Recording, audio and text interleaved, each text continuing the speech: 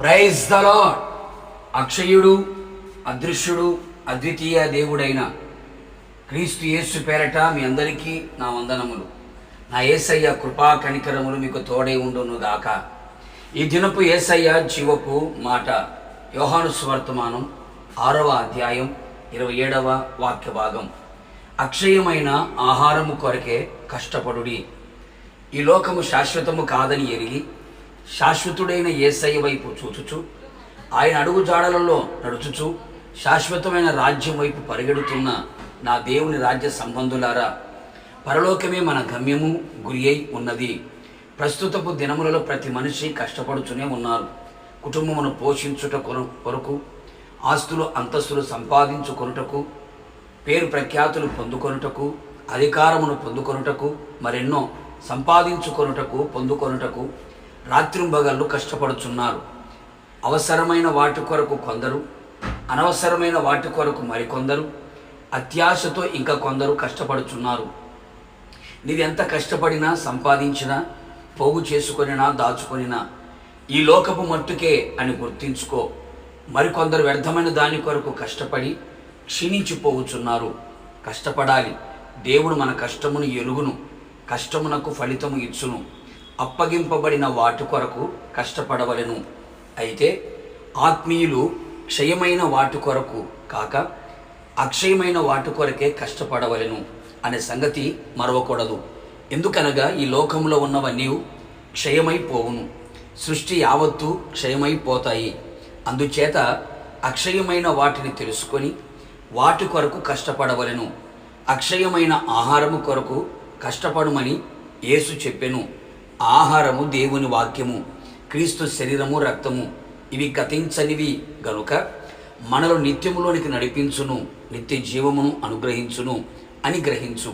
అంతేగాక సాధువైనట్టియు, మృదువైనట్టియు, గుణము అను అక్షయమైన అలంకారము అంతరంగ స్వభావములో ఉండునట్లు కష్టపడవలెను. ఈ దేవుని దృష్టికి విలువగలది అని తెలుసుకో. అక్షయమైన, నిర్మలమైన, వాడబారనిదినైన స్వాస్థ్యము మనకు కలుగుతుంది అని గుర్తించిన వారమై అక్షయమైన వాటిని సంపాదించుకొనుటకు కష్టపడెదము. ఈ క్షయమైపోయే శరీరం అక్షయతను ధరించుకొనవలెను. అప్పుడు విజయమందు మరణము మృంగివేయబడును. ఈ విధముగా అక్షయతను శరీరముగా మారునట్లు సువార్త వలన మనలో ఉన్న పాపము ద్వారా కలిగే మరణము నిరర్థకమైన ఎడల అక్షయత వచ్చును.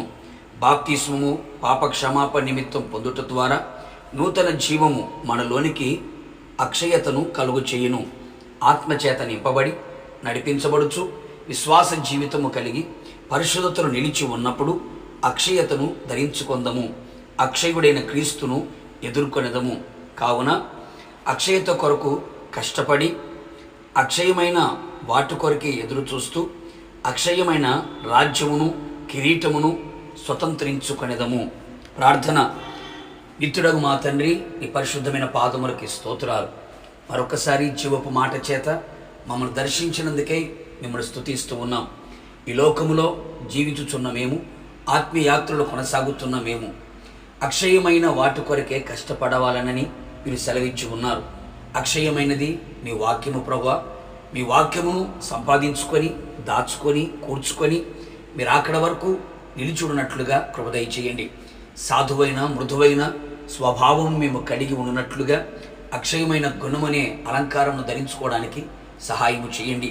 మారు మనస్సు పొంది, బాప్తిసం పొంది, ఆత్మచేత నింపబడి ఈ శరీరం అక్షయత కలిగినదై లేపబడినట్లుగా, పునరుత్థానము చెందినట్లుగా మీరే కృప మెండుగా నిండుగా దయచేసి మీరు అక్కడికి మమ్మల్ని అందరినీ సిద్ధపరచమని యేసు నామములో అడిగి పొందుకొని ఉన్నాము తండ్రి.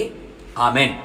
నిశ్చయముగా మీరును మీ కుటుంబ సభ్యులందరూ అక్షయమైన వాటి కొరకు కష్టపడుదురుగాక. God bless you.